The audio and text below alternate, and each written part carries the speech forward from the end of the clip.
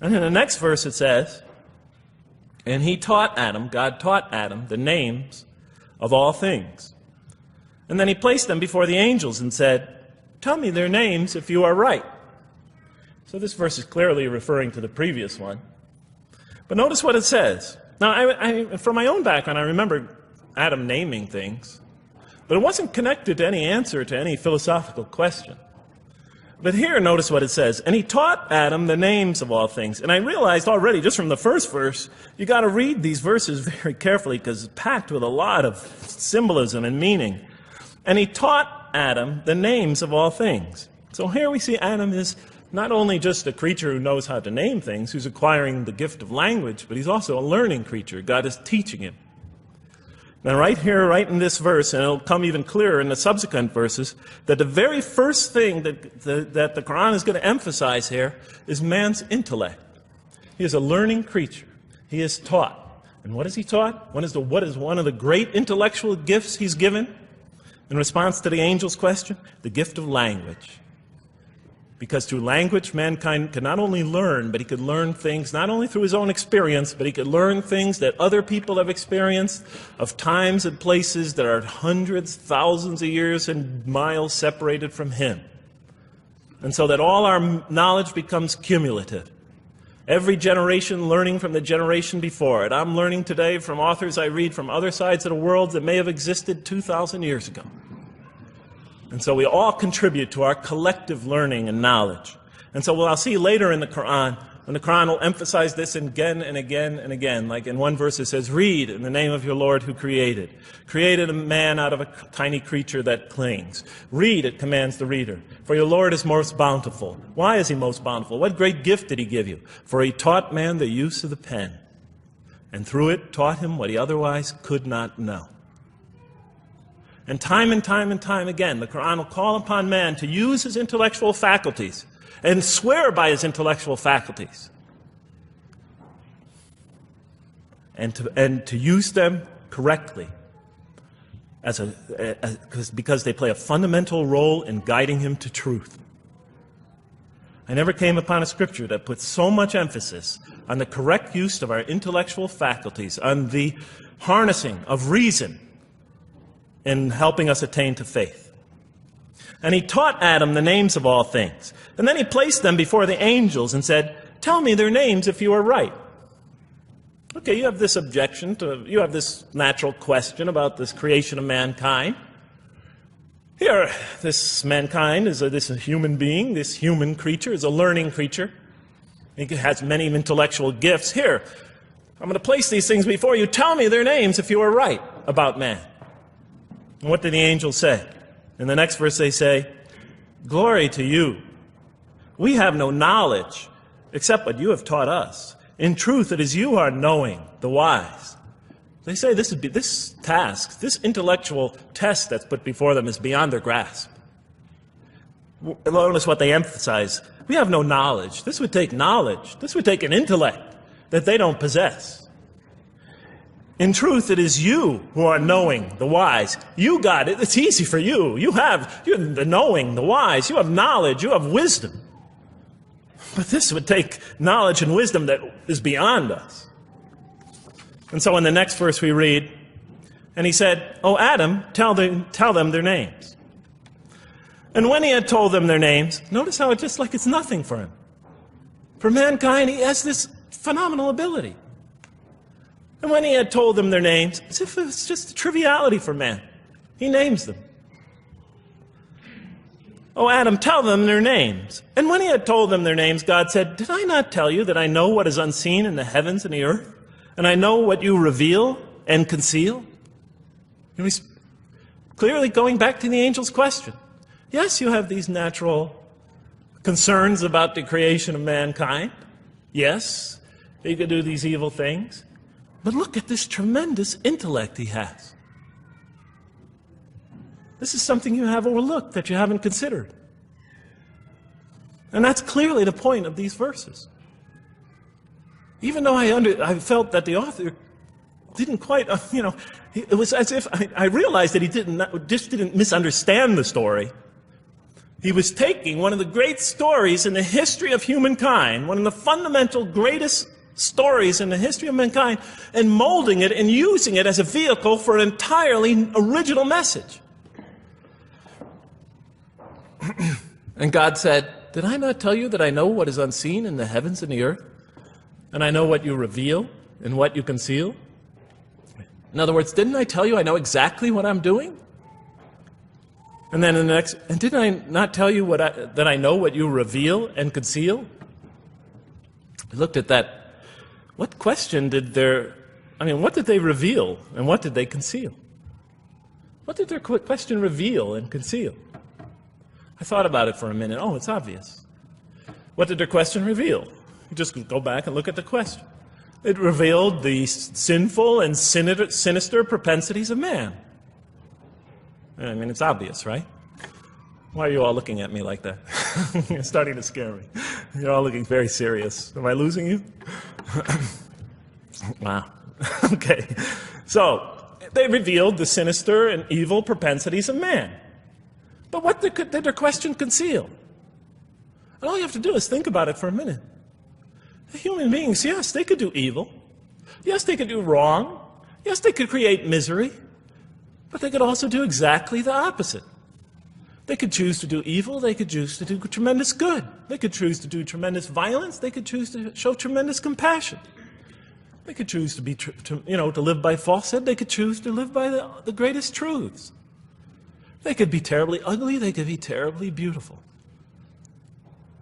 And up until that point in my life, I, like the angels, that only saw one side of the coin. For the first time when I read that verse, believe it or not, it was an eye-opener for me. I had always been obsessed with the evil potentials of human beings. When I read that verse, I realized that, and I had a great example right in front of me with my own mom, I realized that I had been blinded by only one side of human nature. So we go on to the next verse. "And behold, we said to the angels, bow down to Adam, and they bowed down. But not so Iblis." Iblis is like the father of Satan. Satan's, satanic beings, forces, creatures, existences. "He refused and was arrogant. He was of those who reject faith." An interesting statement. "And behold, we said to the angels, bow down to Adam. And they bowed down." Bowing down could symbolize two things.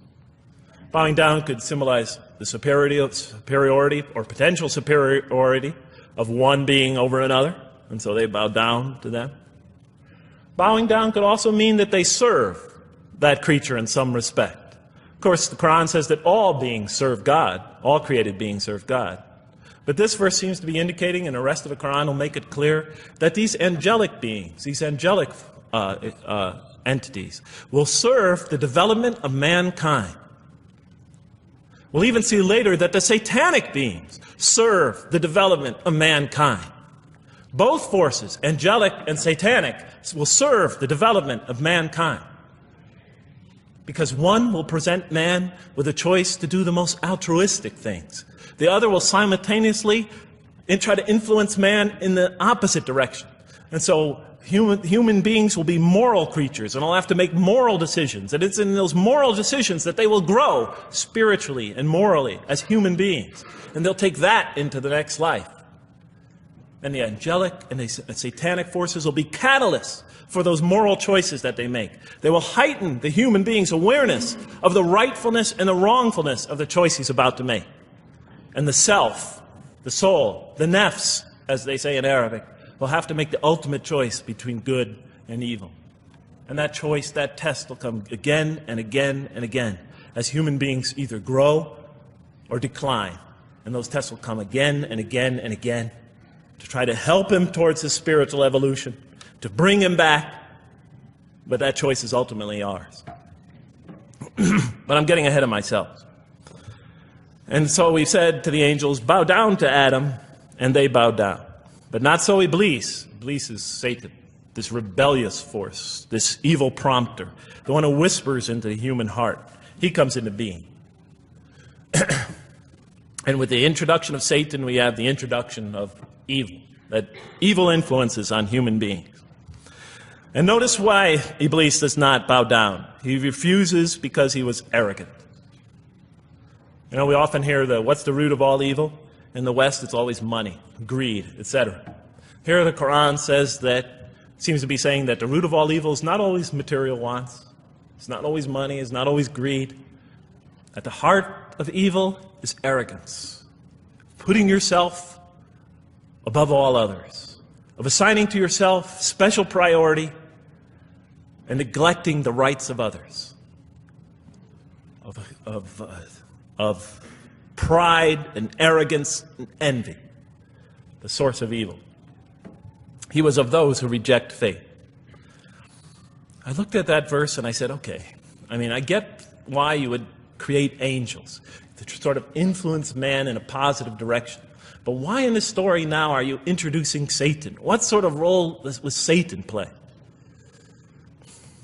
And then, of course, you just think about it for a minute and you say, yes. The story is telling us that on one hand, we have these magnanimous urgings come from one direction. On the other hand, we have these satanic urgings coming from another direction. In other words, the Quran is telling us that man is not only a learning creature, but he's a moral creature. He has understanding of right and wrong. And God infuses those, and allows those influences to come to him. Man is not only an intelligent being, but a moral being. And so, the Quran is not all that difficult to understand. You just sort of read it, I found, and you just sort of follow your nose through it and see what it's saying. I'm sure, as most of you in this audience know. Okay, so we see that man is not only a learning creature, but he is a moral being as well. There's another verse in the Quran that says, by the soul and that which whispers into it, or which breathes into it. It's morality, it's immorality, and it's God consciousness. Both of these we are under the influence of. And God allows us to be under the influences of. He creates us to be exposed to both influences. And then the verse says, truly he is successful, who causes it to grow. Causes his soul, his self, his real self to grow. And truly he is lost, who stunts it, who disallows, who destroys his personal growth. So mankind is not only an intellectual being, but a moral being. And we said in the next verse, O Adam, dwell you and your spouse in the garden, and eat freely thereof what you wish, and eat freely thereof what you wish. But come not near this tree, for then you will be among the wrongdoers. I looked at this verse and I was, starting to wonder if the author was drifting back to the old story again. I was confused.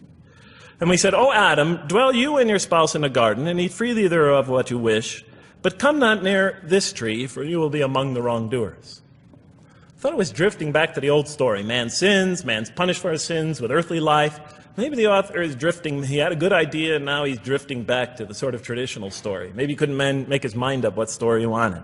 Except for a couple things about this verse, and this happened with almost every verse as I read through it, is that the whole tenor of the passage is sort of not what you would expect. I noticed that the Quran in this story has a tremendous penchant for understating things. Because it says, and said to Adam, dwell you and your spouse in the garden, and eat freely thereof what you wish, to Adam and his spouse. But come not near this tree, for you will be among the wrongdoers. There's no sense of God being threatened by the possibility of man eating from the tree. In this story, we don't see in this verse, we don't see that God is nervous at the prospect, that he's threatened by the prospect, that he's anxious about it. The tree that he picks, it seems like he's just picking out any tree. Nothing special about the tree. Go not near this tree, for you will be among the wrongdoers. Satan will later come to him and tell him it's a tree of eternal life, of a kingdom that never decays. Turns out to be a complete falsehood in his part. Nothing special about the tree. It's just a tree. God's not nervous at the prospect at all. In the tradition that I came from, God is threatened by the prospect. He has to put an angel with a fiery sword by to protect the tree, so that mankind never goes next to it again. I'm not putting it down, I'm just pointing out the difference of the story. They're both beautifully told. But he has to guard the tree. Why? Because if they eat from it, they'll become gods like us. Oh, this man, he's already has a rebellious nature. Can you imagine if he eats from this tree? Can't let him get near that tree. But here, just, calmly says, but if you do, you will be among the wrongdoers. God is not worried about himself. It's just warning man, making it clear that if you do this, you've committed a wrongful deed. Again, the whole tenor of all these verses that you read through it is God knows exactly what he's doing. Okay, next verse. But Satan caused them to slip and expelled them from the state in which they were. And we said, go you all down, some of you being the enemies of others, and on earth will be your dwelling place and provision for a time. What? I said? I was expecting now the rage, the anger, the violence, the jealousy. That's what I was expecting. Okay, they eat from the tree. Where's the rage, the violence? I'm going to punish you now. You're going to sweat on earth. And you're going to suffer, and you're going to stub your toe, and you're going to work, and you're going to labor. And you're going to die there for what you did. And where's the woman? All right? And the woman, right? She's the one who's going to suffer the most, right? She'll have to suffer labor pains and monthly cycles, right? And bleeding and crying out when her children come into the world. She'll scream out.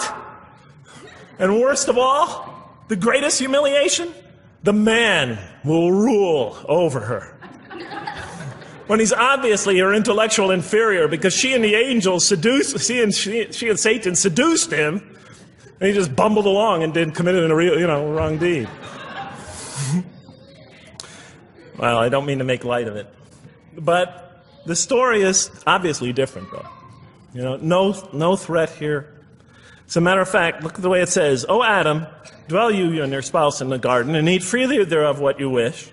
But come not near this tree, for you will be among the wrongdoers." Then they make the mistake. But Satan caused them to slip and expelled them from the state in which they were. And we said, go all you down, some of you being enemies of others, will be adversaries of others. Some of you will be adversaries of each other, and on earth will be your dwelling place and provision for a time. This is not a deity losing it. If you look at it, on earth will be your dwelling place and provision for a time. That's not the words of a God that has lost, that is really extremely upset. On earth will be your dwelling place and provision for a time.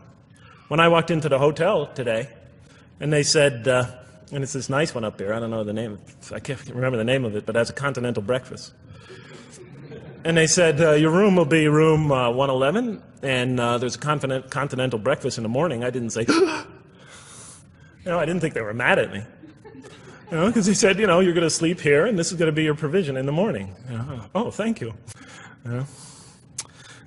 But notice something else about this verse. When you read these verses for the first time, I don't know, maybe I'm nuts. And many people think I am. But when you read these verses for the first time, this is just so much that catches your attention. But Satan caused them to slip. I remember, I couldn't get that verse those words out of my head. Satan caused them to slip. To slip? The greatest sin in the history of the human race, and it's called a slip? In my culture, slip means, you just momentarily, for a fraction of a second, you lose your focus. It's not a big deal. My Uncle Bob used to always say to me, Jeff, I'm sorry I'm 5 minutes late, I slipped up. The understanding is it's no big deal. It's just a slip. That's what we say when we make a minor mistake. I slipped up. Don't worry about it. Never happen again. A slip, I said? Momentary loss of focus? The greatest sin in the history of humanity? Why we're all here? Why we're all suffering? Why we experience death? A slip? I didn't believe it. I went to my Arabian friends at that time. I didn't know any Arabic. They came to this verse. We went through it line by line. I said, now don't change any words. Just read them one at a time. But Satan made them, and I said, okay, this one right here. What does it mean? Tell me what that means. They looked at it. It says, slip. Slip. And expelled them from the state in which they were.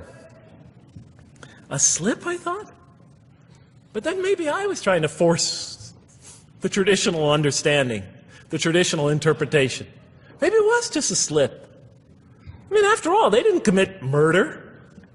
They didn't commit robbery, rape, pillaging, assault. They ate a couple of pieces of fruit. It's not the greatest sin in the history of humanity by any means. And then the next verse says, and then they were expelled from the state in which they were. Well, what state were they? Let's see now. Let's go back from where we started. First, mankind is being taught. We see he's an intellectual being. Then we show he's a moral being. Moral being means he's a being that's going to have to make choices. And then God gives him this choice. It's not a huge deal. It's not the gravest sin in the history of humanity by any means. It's minor by any standards. They make it, though.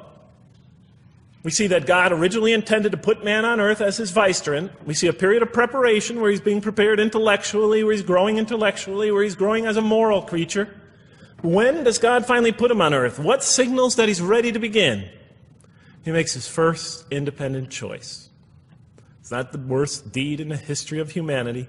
It's minor on anybody's scale, but it shows that mankind is ready to act on his own, to be his own, to make his own choices, that God has empowered him to make choices, and he's ready to make them and carry them out, and see them most often to their expected ends, if God wills. And that seems to be the only real significance of it. But I thought, maybe I'm getting this wrong. Maybe God just blows off into an angry rampage the next verse. So I look at the next one and it says, and then Adam received words from his Lord. And God turned to him mercifully, for he's oft returning, ever merciful. Well, if I had any doubts up till now that God is not enraged by what this has happened, that God hasn't prepared mankind for this choice, for what was eventually going to happen, that all this was preparation for mankind to begin his earthly sojourn in this famous allegory. If I had any doubts before now, I had them, certainly didn't have them after reading this verse.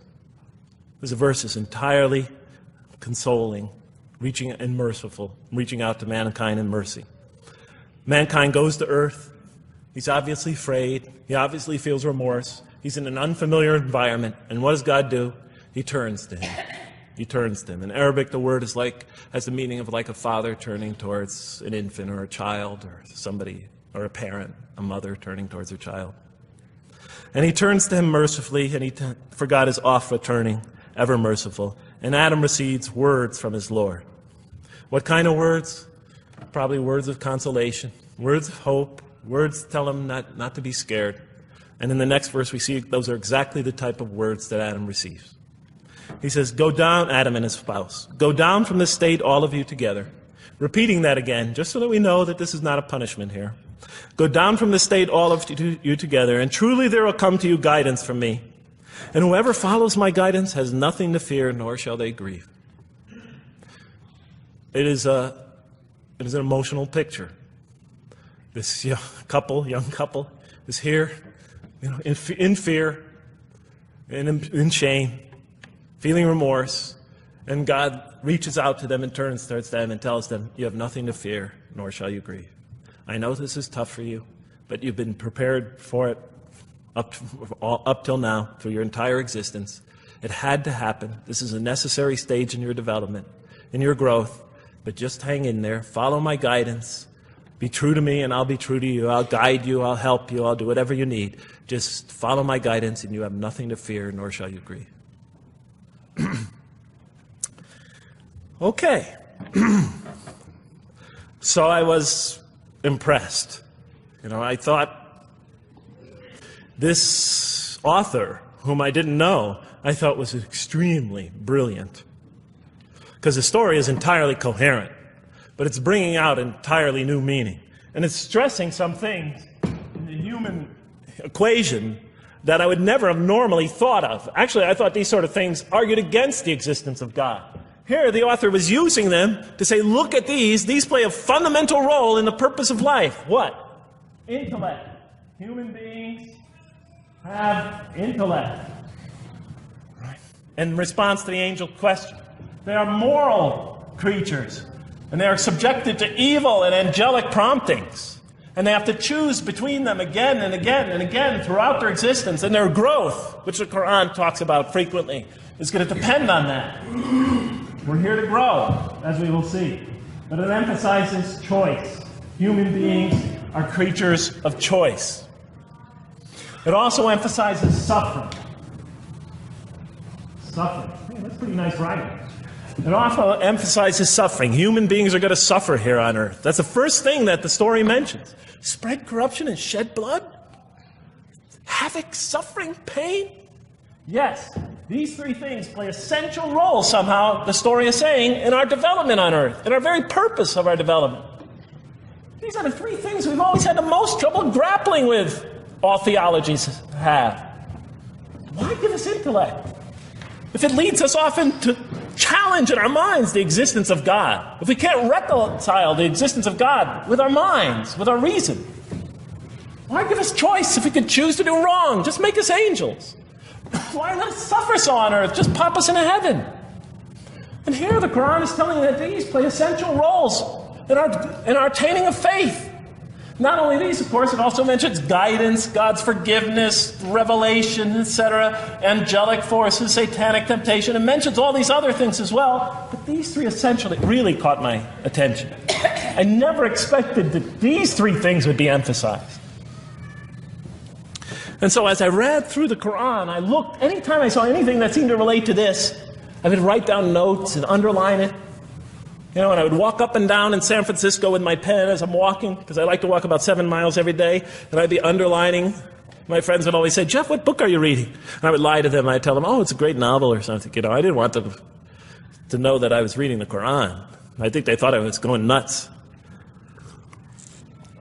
But in any case, so very quickly, I was wondering, does the Quran really emphasize reason? Does it really emphasize choice? Does it really emphasize suffering?